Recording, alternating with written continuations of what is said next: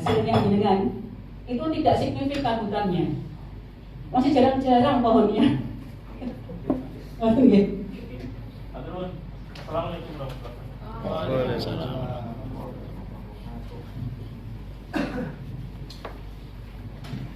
MPB.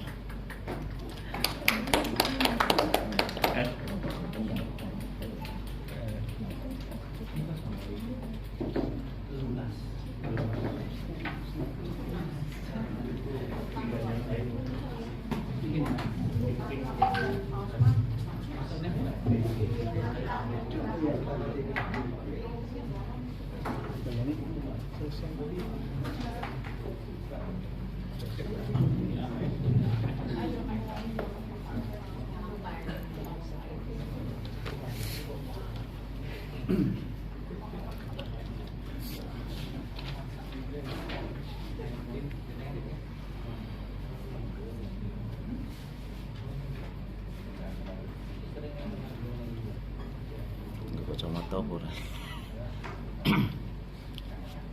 Kalau bisa lihat itu bisa. Ya coba lihat nanti kan.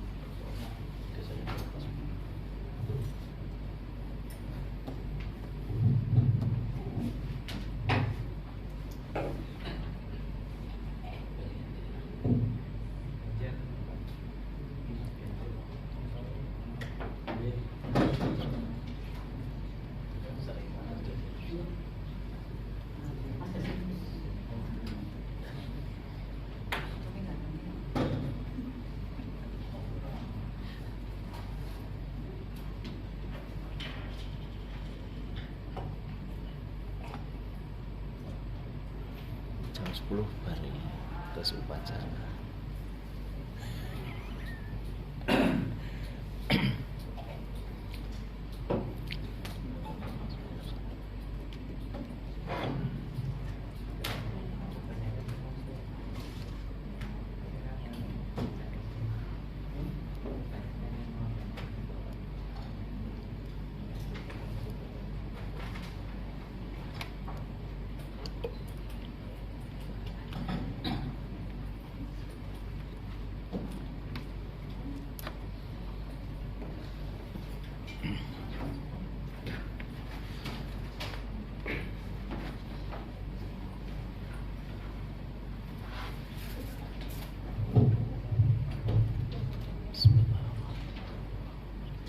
Selanjutnya kami panggil peserta nomor MPB 02, dipersilakan.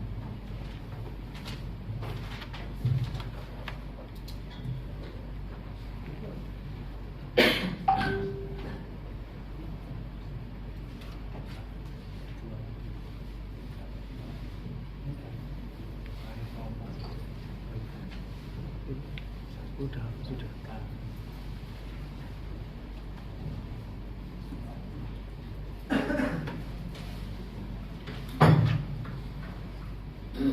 Assalamualaikum warahmatullahi wabarakatuh. Kami Haji Koroni akan mengumumkan kami tujuan baru nasib Raja Sipil Digital dan Uswatu Hasanah pada kelompok Lapas Waktu Amal.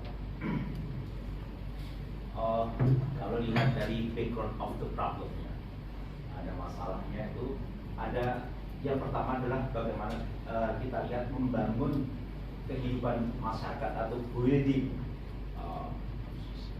life of society. Ini sangat perlu karena nanti kita butuh bagaimana masyarakat itu nanti berkarakter agamis, beriman dan bertakwa, nasionalis dan seperti luhur. Yang kedua, dari latar belakang tersebut juga kami terfokus pada namanya kelompok binaan khusus. Dalam hal ini adalah narapidana, karena mereka suatu kelompok yang terus kita teliti. Konsep yang ketiga, kami sebagai ini terpanggil bagaimana fungsi sebagai penyuluh agama terpanggil di sana, itu memberikan sebuah penyuluhan bersifat edukatif, informatif, konsultatif dan wawasan yang luas serta juga advokat. Terus yang ketiga, kami setelah melihat berbagai permasalahan yang baru tadi, kami mengkonsepkan dengan metode news atau news metode baru dengan kami terapkan di sana, yaitu dengan nasib tikus. Oke, apa itu nasib tikus? Metode nasib tikus yaitu salah satu dengan nada. Kami ketika memberikan speech atau sebuah pidato, ceramah apapun, karena di sana sangat bosan ya, maka kami menggunakan namanya nada. Jadi dengan seni kami menyampaikan dakwah tersebut. Yang kedua dengan zikir.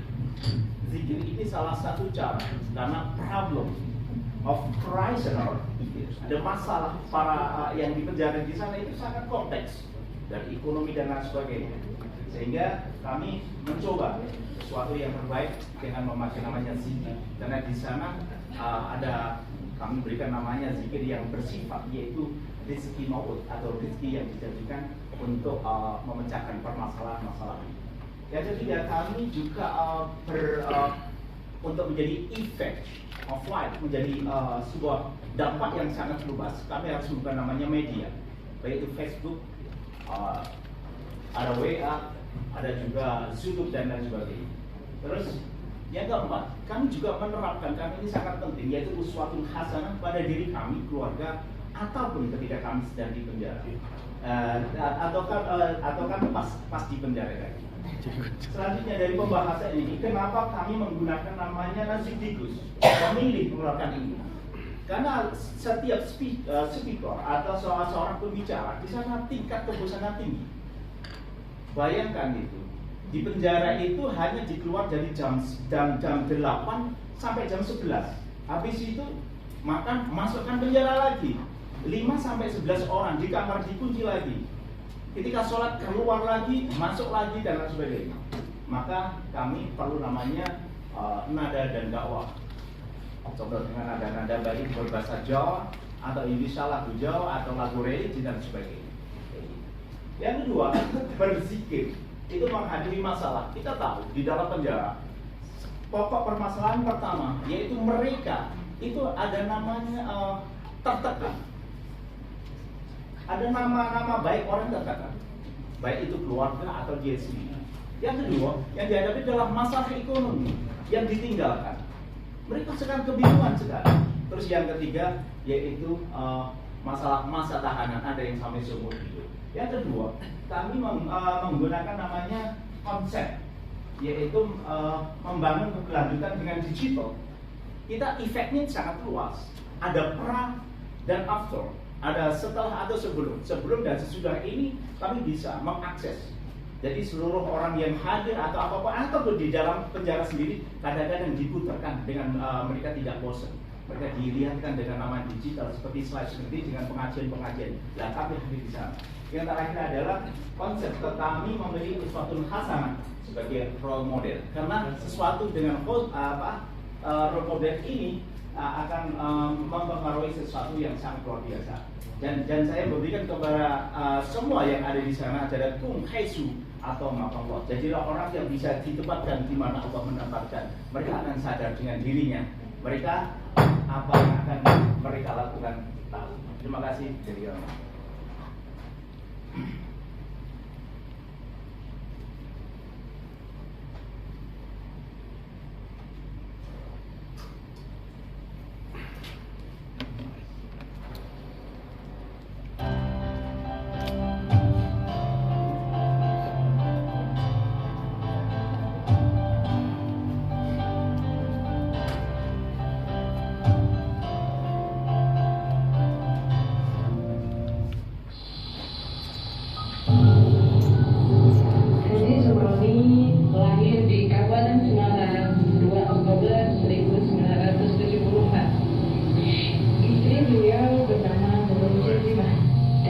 dikaruniai 3 orang putra, 2 perempuan dan 1 laki-laki. Beliau bertugas sebagai penyuluh agama Kabupaten Semarang, tepatnya di Kawah Betasan, Suruh, dan Kalebo. Sebagai majelis taklim, beliau bina dan berbagai macam taklim dari berbagai kalangan. Beliau berdakwah dengan berbagai metode dakwah, ceramah, dan juga menggunakan media-media yang seperti YouTube, Instagram, Facebook, dan lain-lain, sehingga para jamaahnya tidak merasa bosan. Beliau mengabdi dengan sepenuh hati.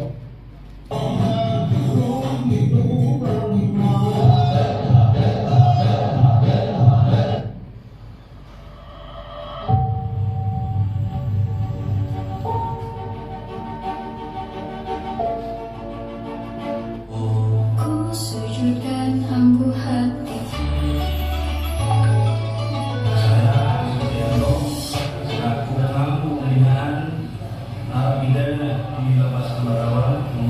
Terima kasih yang sebanyak-banyaknya kepada Bapak Kiai Zumori dan rekan-rekan Biru dari Kemenang Kabupaten Semarang yang telah ikut serta dalam rangka pembinaan ketika dia narapidana di Lapas Ambarawa.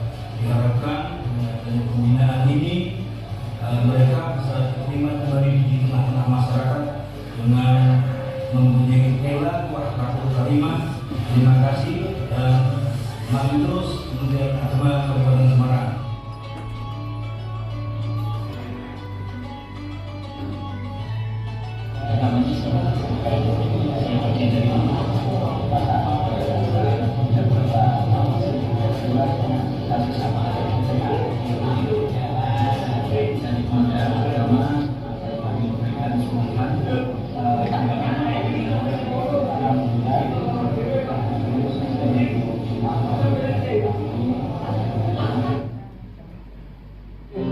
Beliau mau bertugas di sana untuk memberi bimbingan pembinaan kepada warga yang ada di tempat, tapi dalam kondisi dan saya sangat berharap untuk melaksanakan tugas ini.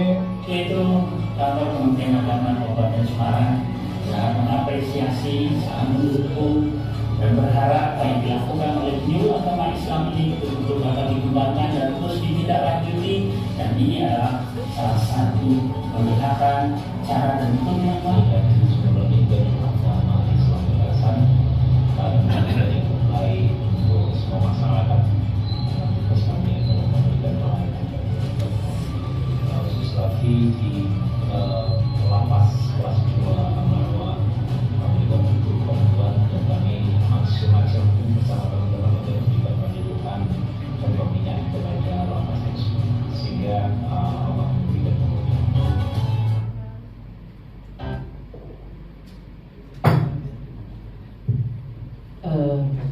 Pak Haji Zumroni ya, penyuluh PNS ya. Ini yang terjadi di tempat kami itu, kalau lapas itu memang binaan khusus, tapi tidak seorang yang melakukan bimbingan penyuluhan di situ. Di Kabupaten Semarang ini hanya jenengan saja atau jenengan berbagi dengan teman-temannya? Kami setiap berangkat sekitar minimal 3 orang, 2 orang, 3 orang. Ada yang terkonsentrasi di membaca Al-Quran, tetapi saya konsentrasi di ceramah, speech-nya. Terus? Pikirnya. Jadi satu minggu itu 3 orang? Satu minggu. Setiap minggu 3 orang ya? Berarti berapa penyuluh PNS yang ada di Kabupaten Semarang? Jadi jenengan intensitas untuk melakukan bimbingan di sana berapa? Setiap 1 minggu sekali, setiap hari Rabu jam 8 sampai jam 10. Tadi katanya setiap di sana itu 3 orang dan penyuluh PNS-nya 8. Ya pembagian. Lagi kan di jadwal. Ya, ini yang terjadi. Walaupun bukan di jadwal. Gimana? Memang kami khusus speech ya. Jadi yang memberikan materi itu kadang-kadang ada yang 15 menit, ada yang 10 menit, ada yang 30 menitan. Ini Pak. Dengan di sana kan tidak setiap minggu toh? Setiap minggu. Setiap minggu. Nah, teman-teman yang lain di bagian jadwal tidak? Ada. Maksudnya kalau setiap minggu itu 3 orang, ya, kemudian 8 orang, berarti kan intensitasnya 2 minggu. 2 minggu toh? Ya. Dengan 2 minggu ini, metode jenengan yang tadi dikatakan jenengan yang memegang speech 2 minggu sekali, kira-kira efektivitas signifikasi untuk merubah kesadaran para penghuni lapas itu sejauh mana?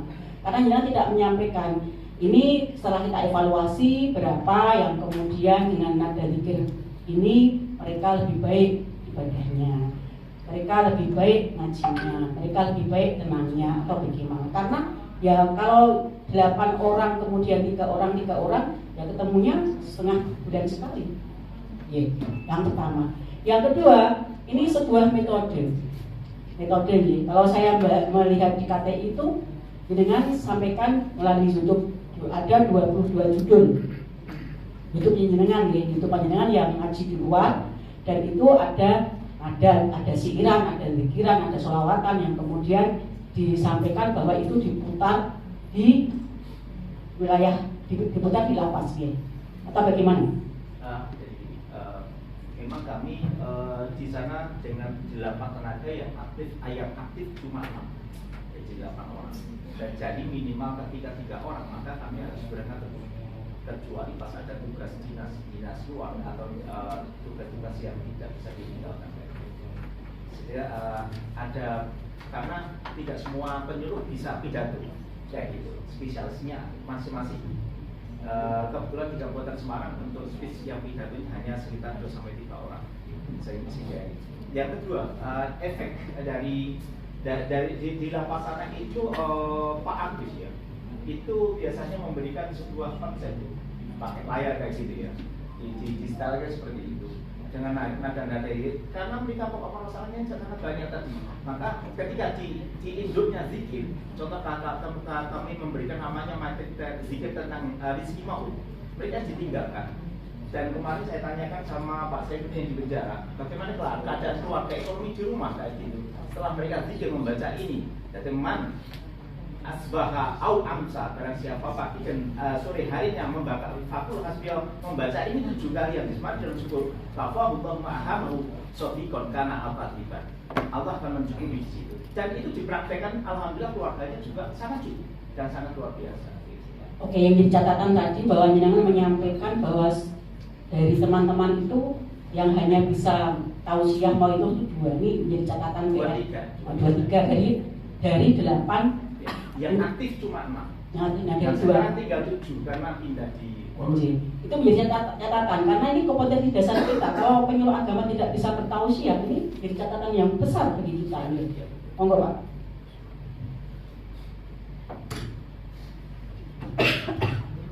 Oke Pak Hadi Zumroni. Pak, suatu metode itu biasanya ada langkah-langkah ilmiah. Saya belum menemukan itu. Langkah-langkah ilmiah itu biasanya ada step-stepnya. Ada rumusan masalah yang jelas, persoalannya itu seperti apa. Ada kerangka pikirnya, ya, sampai ada hipotesis, pengumpulan data yang diuji. Ya, ini belum ada. Sampai pada akhir itu kesimpulan. Apakah ini hanya penyebutan namanya saja yang baru? Sebentar. Kemudian nadi digus itu nada dikir digital uswatun hasanah. Saya belum berpikir bagaimana ini cara memperagakannya. Coba nanti Pak peragakan Pak. Ya. Nadanya bagaimana? Nada, ya. Yang ketiga, kenapa reasoningnya dengan kok ambil nada kemudian ke dikir, ke digital, ke suatu hasanah itu relevansinya apa? Di sana itu yang melatari belakang supaya jenengan ngambil ini itu apa? Terima kasih. Jumlah narapidana atau prisoner di kelas sekitar 491, pitsus atau pitsusnya 228 dan pitsusnya pidana khususnya sekitar 223. Dalam kerangka kami di sana itu kami terapkan ini karena ada sesuatu hal yang sangat menarik. Dalam kerangka pola pikiran selama ini mereka berceramah hanya biasa aja kayak gitu. Tingkat keterbosanannya sangat tinggi.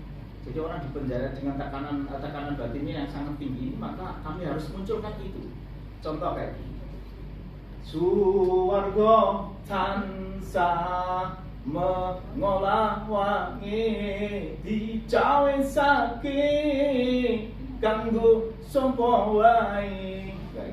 Dan konsep ini kami terapkan dengan lagu-lagu dan kami masukkan dengan zikir-zikir kami pilihkan seperti zikir maut tadi. Jadi barang siapa yang membaca ini 100 kali setelah sholat zuhur, maka Allah menjamin hidupnya tidak akan pernah namanya fakir. La haula wala quwata illa billah, ini 100 kali. Coba kami terapkan di sana. Sehingga mereka secara ekonomi mereka akan terbangun, dan itu bisa dibuktikan. Bahkan kan Nabi kafallahu shodiqon karena abadin. Kamu yang membaca ini mau percaya atau tidak percaya, maka saya akan mencukupi. Itu kata Rasul. Maka sekali berikan konsep-konsep seperti ini.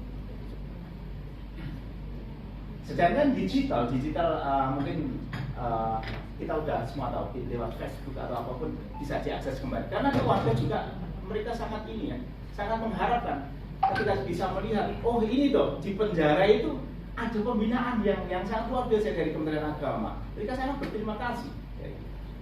Terus suatu hasanah diperlukan. Karena apa? Ya mulai dari keluarga tadi yang saya. Sedangkan sekarang pokok permasalahan rumusan masalah tadi memang kita di era digital. Di era digital. Nah, sekitar kalau penelitian saya di KPI kan setiap 47 halaman itu sangat panjang. Tadi setiap bulan itu keluarnya sekitar 20 sampai 25 narapidana yang keluar. Itu baik yang bersyarat atau tidak bersyarat.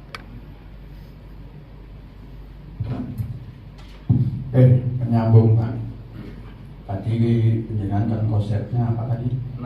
Nanti digital. Nah, saya akan titik berat pada digital. Digital itu untuk napi penjenengan terapkan di lapas. Padahal napi itu kan tidak pegang HP Pak. Terus ini kemana arahnya Pak? Sifatnya orang itu adalah memoris aja, mengingat kembali. Mereka itu ada tekanan kembali, maka kami hadir di sana dengan namanya digital. Dari pihak dari lapas itu juga menyediakan pola-pola digitalisasi seperti ini dihadirkan pakai slide. Setiap kalau kami hadir hanya hari Rabu, hari Senin, hari Rabu, hari Kamis, maka mereka diputarkan dengan berbagai pakai layar digital. Terus yang kedua, akses orang tuanya atau orang yang menjenguk ini sangat dibutuhkan lewat digital tersebut. Bayangkan mau masuk aja nggak boleh. Saya aja masuk kalau bawa HP aja nggak boleh. Semua data itu harus dari petugas semuanya. Kami semuanya penting adalah semua petugas. Kami hanya menerima. Ini ada data-data yang dari petugas. Oke, ini berarti tim yang di sana bukan individu tim. Terus ini rata-rata dari napi itu dalam kasus apa Pak yang dengan? Di bidung untuk narkoba sekitar 223, PPA-nya itu sekitar 25. Kalau pidana umum pencurian dan macam-macam itu sekitar 223, terbagi macam-macam Pak ya. Ada PPA itu dan ada kalau kemarin narapidana orang korupsi cuma 5, pejabat-pejabat juga di sana. Oke, terima kasih. Baik, assalamualaikum warahmatullahi wabarakatuh. Waalaikumsalam warahmatullahi wabarakatuh.